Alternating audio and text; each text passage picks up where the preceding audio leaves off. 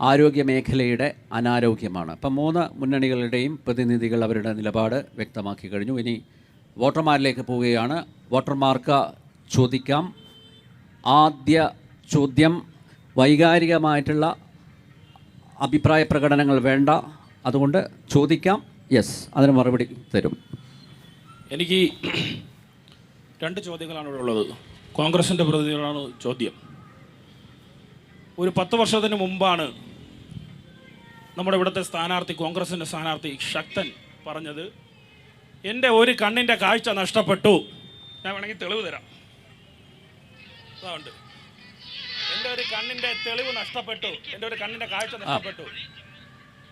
അത് കഴിഞ്ഞിട്ട് പറയാണ്, എൻ്റെ ഒരു കണ്ണ്, വേറെ മറ്റൊരു കണ്ണ് ഭാഗികമായി നഷ്ടപ്പെട്ടു, അതുകൊണ്ട് എനിക്ക് കുനിയാൻ കഴിയില്ല.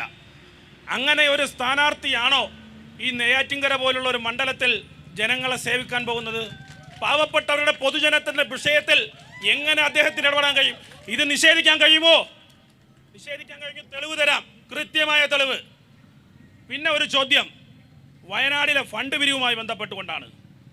വയനാട് ഫണ്ട് പിരിവുമായി ബന്ധപ്പെട്ടുകൊണ്ട് ഇവിടുത്തെ കേരളത്തിലെ DYFI പ്രവർത്തകർ ആക്രി പറക്കി പേപ്പർ ചലഞ്ച് നടത്തി. ഈ നെയ്യാറ്റിൻകര കമ്മിറ്റി 5.5 ലക്ഷം രൂപ കൊടുത്തു. 5.5 ലക്ഷം രൂപ കൊടുത്തപ്പോഴും 5.5 ലക്ഷം രൂപയ്ക്കും ഓരോ രൂപയുടെ കണക്കുണ്ട്. ഓരോ രൂപയ്ക്കും കണക്കുണ്ട്. 5.5 ലക്ഷം രൂപയ്ക്കും DYFIക്ക് കൃത്യമായ കണക്കുണ്ട്. ഇവിടെ ഒരു യൂത്ത് കോൺഗ്രസ് നേതാവ് ഉണ്ടായിരുന്നു, രാഹുൽ മാങ്കൂട്ടം. അത് അദ്ദേഹത്തെക്കുറിച്ചൊന്നും പറയാൻ കഴിയില്ല. അദ്ദേഹത്തെക്കുറിച്ച് പറഞ്ഞാൽ കോൺഗ്രസിൻ്റെ പ്രതി ചിലപ്പോൾ ഇഷ്ടപ്പെട്ടെന്ന് വരില്ല. അവരെയൊക്കെ പിന്മുറക്കാരായി ഇവരൊക്കെ. അദ്ദേഹത്തെക്കുറിച്ച് പറഞ്ഞാൽ ഇഷ്ടപ്പെട്ടെന്നില്ല. അദ്ദേഹം കോടിക്കണക്കിന് രൂപയാണ് അഴിമതി നടത്തി ഇതിൻ്റെ ഭാഗമായി പാവപ്പെട്ട വയനാട്ടിൽ ദുരിതം അനുഭവിക്കുന്ന ജനങ്ങളുടെ സാമ്പത്തികം മോട്ടിച്ചു കൊണ്ടുപോയ കോൺഗ്രസ്സാണ്. അവരാണ് ഈ നാടിനെ നന്നാക്കാൻ നടക്കുന്നത്. അവരാണ് 10 നേതാക്കന്മാരെയും കൊണ്ട് മുഖ്യമന്ത്രിയാവാൻ നടക്കുന്നത്. ഒരാളല്ല, 10 നേതാക്കന്മാരാണ്. ഓക്കെ, ഇവർ എങ്ങനെയാണ് ഈ നാട് ഭരിക്കാൻ നടക്കുന്നത്? ഞാൻ ആദ്യം ചോദിച്ച ചോദ്യം തന്നെ പിന്നെയും വരുന്നുണ്ട്. ഇത്രയും ആരോഗ്യസ്ഥിതി മോശമായി നിൽക്കുന്ന ഒരാൾക്ക് എങ്ങനെ നെയ്യാറ്റിൻകരയെ രക്ഷപ്പെടുത്താൻ കഴിയും? അവിടെയാണ് ഇവിടെ LDFിൻ്റെ സ്ഥാനാർത്ഥി K. അൻസലൻ. അദ്ദേഹം രാവിലെ 7:30 മണിക്ക് ഉറക്കമെഴുക്കുന്ന മനുഷ്യനാണ്. രാത്രി 11 മണിക്ക് ശേഷമാണ് അദ്ദേഹത്തിൻ്റെ TV ജംഗ്ഷനിലുള്ള ഓഫീസും അടച്ച് അദ്ദേഹം വീട്ടിലേക്ക് പോകുന്നത്. കൃത്യമായി പൊതുജനങ്ങളുടെ വിഷയത്തിൽ അദ്ദേഹം ഇടപെടുന്നു. കൃത്യമായി വിദ്യാർത്ഥികളുടെ വിഷയത്തിൽ ഇടപെടുന്നു. കൃത്യമായി എല്ലാ വിഷയങ്ങളിലും ഇടപെടുന്നു, മറുപടി തരുന്നു. എല്ലാ വിഷയങ്ങളിലും ഈ വികസനത്തിൻ്റെ വിഷയത്തിലായിരുന്നാൽ പോലും. ആരോഗ്യ മേഖല പറഞ്ഞപ്പോൾ ഞാൻ പറയുകയാണ്, കേരളത്തിലെ ഏറ്റവും വലിയ ഡയാലിസിസ് സെന്റർ നെയ്യാറ്റിൻകര ആശുപത്രിയാണെന്ന് കൂടി നിങ്ങൾ സൂചിപ്പിക്കാൻ മറന്നുപോകരുത്. Okay okay okay advocate Vinod Sen, Sakthan അങ്ങനെ അനാരോഗ്യ അവസ്ഥയിലൂടെയാണോ കടന്നു പോകുന്നത്? രാഷ്ട്രീയം ഒരു ഗുസ്തി മത്സരമാണെന്ന് നമ്മൾ ആരും കരുതുന്നില്ല. ശക്തൻ്റെ ആരോഗ്യം പൊതുജനക്ഷ ഇതാ ഇപ്പോഴും അദ്ദേഹം രാവിലെ മുതൽ പര്യടനം നടത്തിക്കൊണ്ടിരിക്കുകയാണ് നെയ്യാറ്റിൻകരയിൽ. അപ്പോൾ അദ്ദേഹത്തിന് കാഴ്ചക്കുറവൊന്നുമില്ല. ഞങ്ങൾ തമ്മിലുള്ള പരിചയത്തിന് 25 വർഷമുണ്ട്. ഇതുവരെയ്ക്കും എന്നെ കാണുമ്പോൾ അദ്ദേഹത്തിന് വിനോദ് സെൻ എന്ന് തന്നെയാണ് വിളിക്കുന്നത്. മഹാദേവ എന്ന് വിളിച്ച് ഞാൻ കണ്ടിട്ടില്ല. പറയട്ടെ, ഞാൻ പറഞ്ഞോട്ടെ. അപ്പോൾ നമ്മൾ ഈ വ്യക്തി ഹത്യ ഇപ്പോൾ കേരളത്തിനകത്തുള്ള രാഷ്ട്രീയത്തിലെ പൊതുവായ ഒരു രീതി എന്ന് പറയുന്നത് അതിനിശ്ചിതമായ അതിക്രൂരമായ വ്യക്തിഹത്യയാണ്. ഇനിയിപ്പോൾ എന്നോട് എത്ര ചോദിച്ചാലും എനിക്ക് എതിർ സ്ഥാനാർത്ഥിയെക്കുറിച്ചോ ഒരു എതിർ രാഷ്ട്രീയക്കാരനെക്കുറിച്ചോ ഇത്തരത്തിൽ സംസാരിക്കാൻ അതെൻ്റെ കഴിവുകേടായിരിക്കും. പക്ഷെ ഞാനത് ഒരു അത്തരത്തിലുള്ളതല്ല രാഷ്ട്രീയ പ്രവർത്തനം. അത് രാഹുൽ ഗാന്ധി അവമാനിക്കുന്നതിന് വേണ്ടി BJPയുടെ സൈബർ വിങ് മുഴുവൻ ഒത്തുകൂടുമ്പോഴും, കോൺഗ്രസ് നേതാക്കളെ അവമാനിക്കുന്നതിന് വേണ്ടി ഒത്തുകൂടുമ്പോഴും, ഇനി അഥവാ ഞാൻ എൻ്റെ വളരെ ശക്തമായ അഭിപ്രായമാണ്, ഒരിക്കൽ കേരളത്തിൽ കുമ്മനം രാജശേഖരൻ എന്ന് പറയുന്ന ആളിന് ഗവർണർഷിപ്പ് കിട്ടിയപ്പോൾ അദ്ദേഹത്തിനെ അഭിനന്ദിക്കുന്നതിന് വരെ അപമാനിച്ചപ്പോഴും ഞാൻ ഇതേ അഭിപ്രായം തന്നെയാണ് പറഞ്ഞത്. അത് ആരെങ്കിലും എന്നെ ആ ഒരൊറ്റ പ്രയോഗത്തിലൂടെ സംഖ്യയാക്കുമെന്നുള്ള പേടിയൊന്നുമല്ല. ആദരണീയരാണവർ. അത് പിണറായി വിജയനായാലും VD സതീശനായാലും ശക്തനായാലും ഒക്കെ അവരൊക്കെ സീനിയർ പൊളിറ്റീഷ്യൻസ് ആണ്. അതുകൊണ്ട് നിങ്ങളത് പറഞ്ഞോളൂ. നിങ്ങളുടെ പറയേണ്ടത് ജനാധിപത്യ സ്വാതന്ത്ര്യം പറയേണ്ടത്. ഞാൻ പറഞ്ഞിട്ടെ ഒരു മിനിറ്റ് അല്ല, ഈ വ്യക്തിഹത്യയുടെ കാര്യം പറഞ്ഞുകൊണ്ടാണ്. കേരളത്തിന്റെ ഏറ്റവും മികച്ച ആരോഗ്യമന്ത്രിയായിരുന്ന KK ശൈലജ ടീച്ചറെ കോവിഡ് മഹാറാണി എന്ന് വിളിച്ച് അധിക്ഷേപിച്ചപ്പോൾ കോൺഗ്രസിന് വ്യക്തിഹത്യ ഇല്ലായിരുന്നു. ഇവിടെ പറഞ്ഞത് നമ്മുടെ ആരുടെയും വാക്കല്ല. ഇവിടെ ഒരു സഹോദരൻ സൂചിപ്പിച്ചത് അദ്ദേഹം പറഞ്ഞതാണ്. അതെന്തുമായി ബന്ധപ്പെട്ടാണ്? നിയമസഭയിലെ ഗാർഡനിൽ ഒരു ചെടി നടുന്നതുമായി ബന്ധപ്പെട്ട് ഇദ്ദേഹം കുനിയുന്നില്ല. ഇപ്പോൾ കാര്യം എന്താണെന്ന് മാധ്യമപ്രവർത്തകർ ചോദിച്ചപ്പോൾ അദ്ദേഹം പറഞ്ഞതാണ് ഞങ്ങൾക്കാർക്കും അദ്ദേഹം ആരോഗ്യ പ്രശ്നമുള്ള ആളാണെന്നുള്ള ഒരു പ്രശ്നവുമില്ല. പക്ഷെ പുള്ളി പറഞ്ഞത് നെയ്യാറ്റിൻകരക്കാരുടെ മുന്നിലിരിക്കുകയാണ്. ഒറ്റ കാര്യം കൂടെ, ഈരാറ്റിൻപുറം എന്ന് പറയുന്ന ഈ നെയ്യാർ രണ്ടായി ഒഴുകി ഒരുമിച്ച് ചേരുന്ന സുന്ദരമായ ഈരാറ്റിൻപുറം മുതൽ പൊഴിയൂർ, ഈ നെയ്യാർ അവസാനിക്കുന്ന പൊഴിയൂർ വരെ ഒരു വിശാലമായൊരു മണ്ഡലമാണ് ഈ മണ്ഡലം. ആ മണ്ഡലത്തിൽ ഓടിയെത്താൻ കഴിയുന്ന ഒരാളാണോ നമ്മുടെ MLA എന്നറിയാൻ നമുക്ക് അവകാശമില്ലേ? ആ കാര്യം മാത്രമേ സന്ദീപ്, അന്ധരായിട്ടുള്ളവർ അതുപോലെ ഈ ഡിസേബിൾഡ് ആയിട്ടുള്ളവരൊക്കെ ഇപ്പോൾ സിവിൽ സർവീസിൽ പോലും തീർച്ചയായും അങ്ങനെ അല്ലല്ല, ഒരു മിനിറ്റ്, അതിനകത്താണ് വ്യക്തത വേണ്ടത്. ഞങ്ങൾ ഇവിടെ പറഞ്ഞത് അദ്ദേഹത്തെ വ്യക്തിഹത്യ ചെയ്തതല്ല. പക്ഷെ ഈ മണ്ഡലത്തിനുള്ളിലേക്ക് മുഴുവൻ ഓടി നടക്കുന്ന നാളൊരു ഈ മണ്ഡലത്തിനുള്ളിൽ ഒരു പ്രശ്നം വന്നു, ഒരു തീപിടുത്തം ഉണ്ടായി. തീപിടുത്തം ഉണ്ടാകുന്ന ഘട്ടത്തിൽ MLA ഇടപെടേണ്ട ഘട്ടമുണ്ട്. അന്നേരം എനിക്ക് കണ്ണു സുഖമില്ല, എനിക്ക് കാല് വേദനിക്കുന്നു എന്ന് പറഞ്ഞ് ഓഫീസിലിരിക്കുക വീട്ടിലിരിക്കുന്ന ഒരു MLA ആയി നമ്മുടെ MLA മാറിയ നെയ്യാറ്റിൻകര എങ്ങനെ വളരും? നെയ്യാറ്റിൻകരയുടെ വിഷയങ്ങൾ എങ്ങനെ? അതാണ് ആശങ്കയാണ് രേഖപ്പെടുത്തിയത്. വിനോദ് സെൻ തുടരാം. നെയ്യാറ്റിൻകരയിൽ രാവിലെ ഈരാറ്റിൻപുറത്തുനിന്ന് പൊഴിയൂർ വരെ ഓടേണ്ട ഒരു കാര്യമില്ല, എല്ലാവരും കാറിലൊക്കെയാണ് പോണത്. ഇപ്പോൾ ഞാനിതുവരെയും കേട്ടിട്ടില്ല ആരെങ്കിലും ഈ MLA മാർ ഇതുവഴി ഓടുന്നത്. ഞാൻ ഇപ്പോഴും പറയുന്നു, ആ ചർച്ചയിലേക്ക് ഞാനില്ല. ശക്തൻ ആരോഗ്യമുണ്ടോ ഇല്ലേ എന്നുള്ളത് നെയ്യാറ്റിൻകരയിലെ വോട്ടർമാർ തീരുമാനിക്കട്ടെ. ശക്തൻ അശക്തനാണോ, ആരോഗ്യമുണ്ടോ എന്നുള്ളത് അദ്ദേഹം ജനസമക്ഷത്തിലുണ്ട്, തിരഞ്ഞെടുപ്പ് പര്യടനത്തിലുണ്ട്. ഇവിടെ പൊതുമണ്ഡലത്തിൽ അദ്ദേഹം സ്പീക്കറായി കഴിഞ്ഞതിന് ശേഷം 10 വർഷം കഴിയുന്നു. 10 വർഷവും രാഷ്ട്രീയ പ്രവർത്തകനായി അദ്ദേഹം പൊതുമണ്ഡലത്തിലുണ്ട്. അദ്ദേഹത്തിൻ്റെ ആരോഗ്യമാണോ ഈ തെരഞ്ഞെടുപ്പിൻ്റെ നെയ്യാറ്റിൻകര നേരിടുന്ന ഏറ്റവും വലിയ വിഷയം എന്നുള്ളത്, അത് ഉചിതമായ ഒരു രാഷ്ട്രീയ വിഷയമാണോ എന്നുള്ളതും നെയ്യാറ്റിൻകരയിലെ വോട്ടർമാർ തീരുമാനിക്കേണ്ട വിഷയമാണ്. അത് ഉന്നയിക്കുന്ന ആളുകളുടെ അഭിപ്രായ സ്വാതന്ത്ര്യത്തെ ഞാൻ ഒരിക്കലും ചോദ്യം ചെയ്യില്ല. പക്ഷേ അതിനുള്ള മറുപടി എന്ന് പറയുന്നത് ഏതെങ്കിലും ഒരു നമ്മുടെ ഐ സ്പെഷ്യലിസ്റ്റിൻ്റെ സർട്ടിഫിക്കറ്റ് ഞാൻ കൊണ്ടുവന്നിട്ടില്ല. പക്ഷേ ഇന്നലെ വൈകുന്നേരം തമ്മിൽ കണ്ടു പിരിയുമ്പോഴും അദ്ദേഹത്തിന് എന്തെങ്കിലും ഒരു ആരോഗ്യ പ്രശ്നം, അതിഭീകരമായ ആരോഗ്യ പ്രശ്നം ഉള്ളതായി എനിക്ക് നേരിട്ട് കണ്ട് ബോധ്യപ്പെട്ടിട്ടില്ല. നെയ്യാറ്റിൻകരയിൽ ഈ പര്യടനം മുഴുവൻ ഉടനീളം നടക്കുമ്പോഴും ബോധ്യപ്പെട്ടിട്ടില്ല. അദ്ദേഹം ജില്ലാ കോൺഗ്രസ് കമ്മിറ്റിയുടെ പ്രസിഡന്റായിട്ടും അതുപോലെ തന്നെ കേരളത്തിലെ കോൺഗ്രസ് കമ്മിറ്റിയുടെ വൈസ് പ്രസിഡന്റായിട്ടും കഴിഞ്ഞ കുറേ കാലമായി പ്രവർത്തിച്ചുകൊണ്ടിരിക്കുന്ന ആളാണ്. അപ്പോൾ ഞാൻ അതിനകത്ത് എൻ്റെ സഹോദരങ്ങളോട് നെയ്യാറ്റിൻകരക്കാരോട് തർക്കിക്കുന്നില്ല.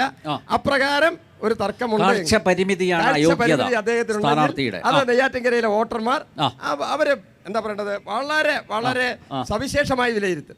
അതാണോ ഈ തെരഞ്ഞെടുപ്പിന്റെ വിഷയം എന്നുള്ളതും അത് നെയ്യാറ്റിൻകരയിലെ വോട്ടർമാർ തീരുമാനിക്കും. എന്തായാലും ഞങ്ങളുടെ കാഴ്ചയിൽ അദ്ദേഹത്തിന് യാതൊരു വിധത്തിലുള്ള ഒരു കുഴപ്പവുമില്ല.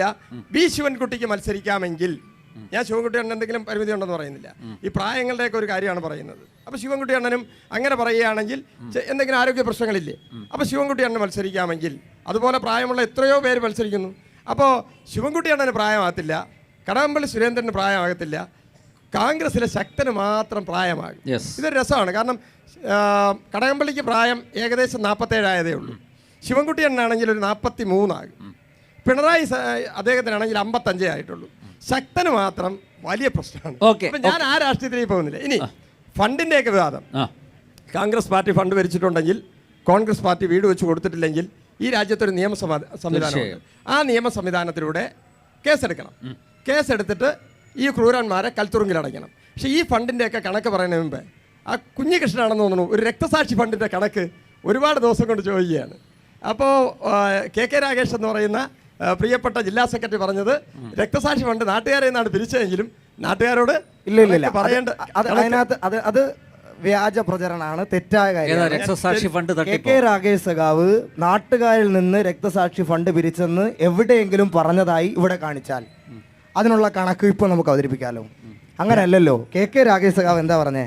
KK രാഗേഷ് സഖാവ് പറഞ്ഞത് ഈ കണക്ക് പൊതുമധ്യത്തിൽ അവതരിപ്പിക്കേണ്ടതില്ല. അതിന് കാരണമുണ്ട്. M സ്വരാജ് സഖാവ് പാർട്ടി സംസ്ഥാന സെക്രട്ടേറിയറ്റ് അംഗം കൃത്യമായി കഴിഞ്ഞ ജനൻ TV ഉൾപ്പെടെയുള്ള മാധ്യമ സമ്മേളനത്തിൽ പറഞ്ഞതാണ്. അത് പാർട്ടി അംഗങ്ങളിൽ നിന്ന് മാത്രം, ഞാൻ പാർട്ടി അംഗമാണ്, എൻ്റെ കയ്യിൽ നിന്ന് എൻ്റെ പാർട്ടിയുടെ ഭാഗമായി ജീവൻ വെടിയേണ്ടി വന്നൊരു സഖാവിന് വേണ്ടി പിരിച്ച പൈസയാണ്. അത് എൻ്റെ പാർട്ടി ഘടകം, ഞാൻ കൊടുത്ത പൈസയ്ക്കുള്ള കണക്ക് എൻ്റെ പാർട്ടി ഘടകം എന്നെ ബോധ്യപ്പെടുത്തി. എൻ്റെ കുടുംബത്തിലെ ഒരു ആവശ്യത്തിനായി പൈസ പിരിച്ച് അതിൻ്റെ ചെലവ് നടത്തുന്ന എന്തിനാണ് ഞാൻ പുറത്തു പറയുന്നത്? അത് കൃത്യമായി പറഞ്ഞു. ഈ കുഞ്ഞികൃഷ്ണൻ എന്ന് പറയുന്ന വ്യക്തി ഇന്ന് പാർട്ടിക്ക് പുറത്തുള്ള, അങ്ങനെയാണ് ഈ പാർട്ടി അംഗങ്ങൾ നൽകിയ പണം അത് വല്ലവരും വെട്ടിച്ചുകൊണ്ട് പോകുന്നതിൽ പാർട്ടിക്ക് ആരാണ് ഒരു വെട്ടിച്ചുകൊണ്ടുപോയത്? പ്രശ്നവുമില്ല. ആരും വെട്ടിച്ചുകൊണ്ടുപോയില്ലല്ലോ. അതാണല്ലോ. അതിപ്പോ അല്ലല്ലോ. ഒരു പറഞ്ഞത് മിനിറ്റ്, ഈ ഇവിടെ- ആരോപണം ഇവിടെ ആക്ഷേപം ഈ വയനാടിന്റെ പ്രശ്നം ബിജെപിയോ കോൺഗ്രസോ അല്ല. ഇല്ലില്ല. പാർട്ടിയിലെ വയനാടിന്റെ പ്രശ്നം വരുമ്പോ നേതാവ് കുഞ്ഞികൃഷ്ണൻ വയനാടിന്റെ പ്രശ്നം വരുമ്പോ ഡിവൈഎഫ്ഐ ആക്രി പറക്കി പിരിച്ചത് 20 കോടി രൂപ. ഈ യൂത്ത് കോൺഗ്രസ് ഇവിടെ മകരവിളക്ക് കോൺഗ്രസ് കളിച്ച് കിടക്കുന്ന ഈ യൂത്ത് കോൺഗ്രസ് ആളുകളിൽ നിന്ന് അല്ലാതെ സംഭാവനയായി പിരിച്ചത് 5 കോടി രൂപ. അതിൽ തന്നെ വൈരുദ്ധ്യമുണ്ട്. ആക്രി പിരിച്ച് 20 കോടി രൂപ പിരിക്കാമെങ്കിൽ അല്ലാതെ പിരിക്കുന്ന 5 കോടി രൂപ. ഇത് എന്ത് വിനോദാഭാസാണ്? അത്രയ്ക്ക് സംഘടനാ സംവിധാനമോ യൂത്ത് കോൺഗ്രസിന് കേരളത്തിലുള്ളൂ എന്ന് ശ്രീ വിനോദൻ ഇവിടെ സമ്മതിക്കേണ്ടി വരും. ശരി, അപ്പോൾ ഓക്കെ, അദ്ദേഹം ഉന്നയിച്ച അതാണ് ഫണ്ട് പിരിച്ചത് നമ്മുടെ ചൂരൽമല ദുരന്ത ബാധിതർക്കായിട്ട് ഫണ്ട് പിരിച്ചു, വീട് വെച്ച് ഒരു കാര്യം കൂടെ പറയട്ടെ. ഇവിടെ ഈ നെയ്യാറ്റിൻകരയിലെ ആരോഗ്യ മേഖലയെ സംബന്ധിച്ച്, നെയ്യാറ്റിൻകരയിലെ കുടിവെള്ള പ്രശ്നത്തെ സംബന്ധിച്ച് 2 കാര്യത്തിൽ രണ്ടുപേരും പറഞ്ഞിട്ടുണ്ട്. അത് പറയാൻ എനിക്ക് അവസരം തരണം. പറയാം. യെസ് വിനോദ്. ഈ വിഷയത്തിനകത്ത് അവിടെ വീട് വയ്ക്കും എന്ന് കോൺഗ്രസ് പറഞ്ഞ സമയത്തിനകത്ത് അവിടെ വീട് വയ്ക്കും. ആ വീട് വയ്ക്കുന്നതിൽ യാതൊരു തരത്തിലുള്ള അവ്യക്തതയും ഇന്ത്യൻ നാഷണൽ കോൺഗ്രസിനില്ല. ഇനി നമുക്ക് ഒരൊറ്റ കണക്ക് പരിശോധിക്കാം. ഇവിടെ ഇരിക്കുന്ന ആർക്കെങ്കിലും 30 ലക്ഷം രൂപയ്ക്ക് വച്ച വീടാണോ ഊരാളുങ്കൽ ആൻഡ് കോ ചൂരൽമലയിൽ വെച്ചത്? 30 ലക്ഷം രൂപയ്ക്ക് വെച്ചത് എത്ര സ്ക്വയർ ഫീറ്റ് ഉള്ള വീടാ? എത്ര സ്ക്വയർ ഫീറ്റ്? 20 ആയാലും 30 ആയാലും 20 ലക്ഷമാണെങ്കിൽ ഞാൻ പറഞ്ഞത് അദ്ദേഹം എല്ലാ കണക്കുകളും തെറ്റിച്ച് പറയാണ്. 764 കോടി രൂപ പിരിച്ച് കേരളത്തിൽ നിന്ന് പിരിച്ച് ഉള്ളം കയ്യിൽ വെച്ചിരിക്കുകയാണ്. എത്ര കാലം കഴിഞ്ഞു? എത്ര രൂപ ചെലവാക്കി? ഞാൻ ചൂരൽമലയിലൊക്കെ പോയിട്ടുള്ള ആളാണ്. അപ്പോൾ കേരളത്തിലുള്ള എല്ലാവർക്കും പറയട്ടെ, അദ്ദേഹം പറയട്ടെ, മറുപടി പറയട്ടെ. നിങ്ങൾ എത്ര പറയാൻ അനുവദിക്ക്, പറയട്ടെ, അതിനുശേഷം ഞാനിവിടെ ഒരു നിരവധി ചോദ്യങ്ങൾ ആരോഗ്യ മേഖലയെ സംബന്ധിച്ച് ചോദിച്ചു. ഒരു ചോദ്യത്തിന് തർക്കമില്ല, ഉത്തരവില്ല. ഞാനൊരു കാര്യം കൂടെ പറയുകയാണ്. നമ്മൾ ഈ കണക്കുകൾ പരിശോധിക്കുമ്പോൾ ഒരു കണക്കും കൂടെ കേരളത്തിന്റെ സമക്ഷത്തിലുണ്ട്. ഡോക്ടർക്ക് 30,000 രൂപയ്ക്ക് സൂചിയില്ല. മോഹൻലാലിന് സ്വീകരണം കൊടുക്കാൻ എനിക്ക് മോഹൻലാലിനോട് ഒരു വിരോധമില്ല. മഴ അഭിമുഖം സ്വീകരണമല്ല, അഭിമുഖം. ഏത് അഭിമുഖമല്ലേ? അതല്ല, അഭിമുഖം. മോഹൻലാൽ ഈ നമ്മൾ പറയുന്നത് കടല്, ആന, മമ്മൂട്ടി, മോഹൻലാല് മലയാളിക്ക് വല്ലാത്ത ഇഷ്ടമാണ്, എനിക്കും ഇഷ്ടമാണ്. എത്ര കണ്ടാലും മതി വരില്ല. അപ്പോൾ ഈ മോഹൻലാലിന് സ്വീകരണം കൊടുക്കുന്നതിന് നമ്മളെല്ലാം സമ്മേളനം സംഘടിപ്പിക്കുകയാണ്. ജനസഭ ഇതൊരു സമ്മേളനമാണ്. നമ്മുടെ ഇവിടെ പങ്കെടുക്കുന്ന രാഷ്ട്രീയ നേതാക്കളെല്ലാം 4,68,00,000 രൂപയ്ക്ക് ഒരു സമ്മേളനം നമ്മൾ ആരെങ്കിലും കണ്ടിട്ടുണ്ടോ? 4,68,00,000 രൂപ മോഹൻലാലിന് ഒറ്റ സ്വീകരണത്തിന് സെൻട്രൽ സ്റ്റേഡിയത്തിൽ എഴുതിയെടുക്കുകയാണ്. ഊരാളിങ്കൽ ആൻഡ് കോ. അതിൻ്റെ 4 ദിവസം കഴിഞ്ഞ് മമ്മൂട്ടിയും മുഖ്യമന്ത്രിയും ആ പ്രഖ്യാപനത്തിന് ശേഷം കേരളത്തിൽ ദാരിദ്ര്യമില്ല. ആ സമ്മേളനത്തിന് 1.5 കോടി രൂപ നമ്മുടെ കേരളം ഏത് കേരളത്തിലാണ്? 14 മാസമായി കേരളത്തിൽ കെട്ടിട നിർമ്മാണ തൊഴിലാളി മുതൽ ക്ഷേമനിധിയിലെ കെട്ടിട നിർമ്മാണ തൊഴിലാളി, കയർ തൊഴിലാളി, ഈറ്റ തൊഴിലാളി, കശുവണ്ടി തൊഴിലാളി, ക്ഷീരകർഷക തൊഴിലാളി, തെങ്ങേറ്റ തൊഴിലാളി സകലമാന ക്ഷേമനിധിയിലും പെൻഷൻ കൊടുത്തിട്ട്, ഈ പെൻഷൻ എന്ന് പറഞ്ഞാൽ അവൻ്റെ ഔദാര്യമല്ല, 18 വയസ്സ് മുതൽ പണിയെടുക്കുന്നവൻ പണം അങ്ങോട്ട് അടയ്ക്കുകയാണ്. ഈ പെൻഷൻ കൊടുത്തിട്ട് 14 മാസമാവുകയാണ്. 5 മാസമാവുകയാണ്. പറയട്ടെ സാർ, ഞാനൊന്ന് പറയട്ടെ. നിങ്ങൾക്ക് ചോദ്യം ഉണ്ടെങ്കിൽ നിങ്ങൾ 2 പെൻഷനും തമ്മിലുള്ള വ്യത്യാസമെങ്കിലും ആദ്യം മനസ്സിലാക്കണം. നിങ്ങൾ പറയുന്നത് ഇന്ദിരാഗാന്ധി വിധവാ പെൻഷനും ഇന്ദിരാഗാന്ധി വികലാംഗ പെൻഷനും ഒക്കെയാണ്. ഞാൻ ചോദിക്കട്ടെ, വയനാടിലെ ഫണ്ട് വയനാടിൽ വീട് വയ്ക്കും. ഇവിടെ കേരളത്തിൻ്റെ മുഖ്യമന്ത്രി ഒരു തൊഴുത്ത് കെട്ടാൻ വേണ്ടി കേരളത്തിൻ്റെ മുഖ്യമന്ത്രി 14 മാസമായി പെൻഷൻ കൊടുക്കാത്ത കേരളത്തിൽ 35,000 രൂപയ്ക്ക് ചികിത്സാ ഉപകരണം വാങ്ങിക്കാൻ പൈസ ഇല്ലാത്ത കേരളത്തിന്റെ മുഖ്യമന്ത്രി തൊഴുത്ത് കെട്ടാൻ ചെലവാക്കിയത് 40 ലക്ഷം രൂപയാണ്.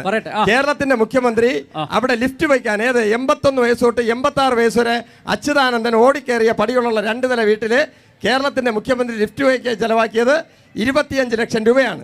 കേരളത്തിന്റെ മുഖ്യമന്ത്രി നീന്തൽക്കുളം വേണ്ടി ചെലവാക്കിയത് 38 ലക്ഷം രൂപയാണ്. കേരളത്തിലെ മുഖ്യമന്ത്രി വെയിൽ കൊള്ളാൻ വേണ്ടി ശംഖുമുഖത്ത് ഒരു ഹെലികോപ്റ്റർ കണ്ടിട്ടുണ്ട്. ആ ഹെലികോപ്റ്റർ ഈ വസ്തുതാപരമായ കാര്യങ്ങൾ ഇങ്ങനെ പറയട്ടെ, കേട്ടുകൊണ്ടിരിക്കല്ലേ? ഇത് പ്രകോപിതനാവാതെ. ഇങ്ങനെ കോൺഗ്രസ് പ്രതിനിധിക്ക് മാത്രം പറയട്ടെ. സംസാരിക്കാൻ അവസരം കൊടുക്കല്ലേ? പറയട്ടെ, കേരളത്തിൽ ചോദിച്ച ചോദ്യം 6 പേരുടെ ജീവൻ സംരക്ഷിച്ചതാണ് ആ ഹെലികോപ്റ്റർ. പ്ലീസ് 6 പേരുടെ ജീവൻ. എത്ര പേര് പറയട്ടെ, ഈ വസ്തുതകൾ ആ പറയട്ടെ. ഹെലികോപ്റ്ററിന് സാധാരണ കേരളത്തിൽ ഹെലികോപ്റ്റർ എടുക്കുന്നത് എങ്ങനെയാ? എപ്പോ നിങ്ങൾക്ക് ആവശ്യം വന്നാലും Yes. ഹെലികോപ്റ്റർ വ്യോമസേനയിൽ ആവശ്യപ്പെടുന്നു. അതെ, അതെ, അതെ. നമുക്ക് ഹെലികോപ്റ്റർ തരുന്നു. നിങ്ങളുടെ ഒക്കെ ചങ്ങായി ഭരിക്കുന്ന കേന്ദ്ര സർക്കാർ കേരളത്തിൽ പ്രളയം ഉണ്ടായ സമയത്ത് കോടിക്കണക്കിന് രൂപ ആവശ്യപ്പെട്ടു. കോടിക്കണക്കിന് രൂപ ആവശ്യപ്പെട്ട കാര്യം ഈ ഹെലികോപ്റ്റർ യഥാർത്ഥത്തിൽ കേരളത്തിൽ